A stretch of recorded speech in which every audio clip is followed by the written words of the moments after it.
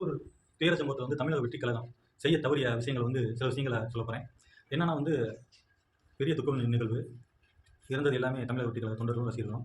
அந்த நேரத்தில் வந்து அவங்க கட்சி கொடி அனைத்தையும் அரை கம்பத்தில் பறக்க விட்டுருக்கணும். இதுதான் வந்து செலுத்துகிற முதல் அஞ்சலி. பணம் அறிவிச்சிட்டாங்க, அதெல்லாம் அடுத்த பிரச்சனை. முதல்ல வந்து அவங்க அஞ்சலி செலுத்தணும். அப்போ வந்து அனைத்து ஊர்களில் உள்ள கொடி கம்பங்களை வந்து அரை கம்பத்தில் பறக்க விட்டுருக்கணும். முதல்ல செய்ய தவறியது அந்த விஷயம்தான். அடுத்தபடியாக என்னென்னா, மற்ற மாவட்டங்களில் கரூரை தவிர்த்து மற்ற மாவட்டங்களில் மாவட்ட செயலாளர் அறிவுறுத்தி அவர்களுக்குள்ளாக அந்தந்த மாவட்டங்களில் இரங்கல் செய்ய தீர்மானிச்சிருக்கணும். அந்தந்த மாவட்டங்களில் அவங்க புகைப்படத்தை வச்சு இரங்கல் தெரிவிச்சிருந்தால் அவங்களுக்கு இறந்தவங்க குடும்பங்களுக்கு ஒரு மனம் ஆறுதலாக இருக்கும். நம்மளோட குடும்பங்களோட ஃபோட்டோவை தமிழகம் முழுவதும் வந்து அஞ்சலி செலுத்துகிறாங்கன்ற ஒரு ஒரு அனுதாபம் அவங்களுக்கு ஒரு ஆறுதலாக அந்த விஷயங்கள் இருந்திருக்கும். அதுபோக அந்த மாவட்ட கழக செயலாளர் வந்து அரெஸ்ட் பண்ணிட்டாங்க. அடுத்த மாவட்ட கழக செயலாளர் இருக்காங்க, அவங்கள அனுப்பி அவங்கள வந்து பார்த்து ஆறுதல் செஞ்சுருக்கணும். இது செஞ்சுருந்தாலும் அவங்களுக்கு பெரிய ஆறுதலாக இருந்திருக்கும். அதுபோக ஒரு தொண்டர் வந்து தற்கொலை செஞ்சுக்கிட்டார். செந்தில் பாலாஜி தான் காரணம். செந்தில் பாலாஜியை அரெஸ்ட் பண்ணணும்னு சொல்லி ஒரு தொண்டர் வந்து தற்கொலை பண்ணிட்டார். அவருக்குமே வந்து எந்தவித இரங்கல் இல்லை. அவருக்கும் வந்து இரங்கல் தெரிவிச்சிருக்கணும். அந்தந்த மாவட்டத்தில் வந்து அவருக்கு வந்து இரங்கல் தீர்மானம் அறிவித்து அவர் புகைப்படத்துக்கு அஞ்சலி செலுத்தியிருக்கணும். இதெல்லாம் வந்து செய்யணும். அதுபோக வந்து கட்சி தலைவர்கள் வந்து ஓடி ஒழியக்கூடாது.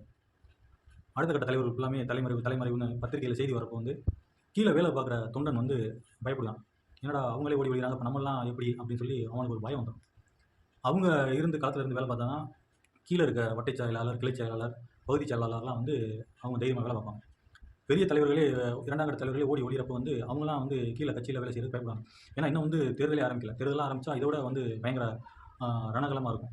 ஏன்னா ஒவ்வொரு தேர்தல் வந்து மிக முக்கியமானது, ஒவ்வொரு கட்சிக்கு முக்கியமானது, ஒவ்வொரு கட்சியினர் ஆட்சியை பிடிக்க பார்ப்பாங்க. அப்போ ரொம்ப முக்கியமானது. அப்போ வந்து இதை விட வந்து பல விஷயங்களை வந்து அவங்க சந்திக்க வேண்டியிருக்கும்.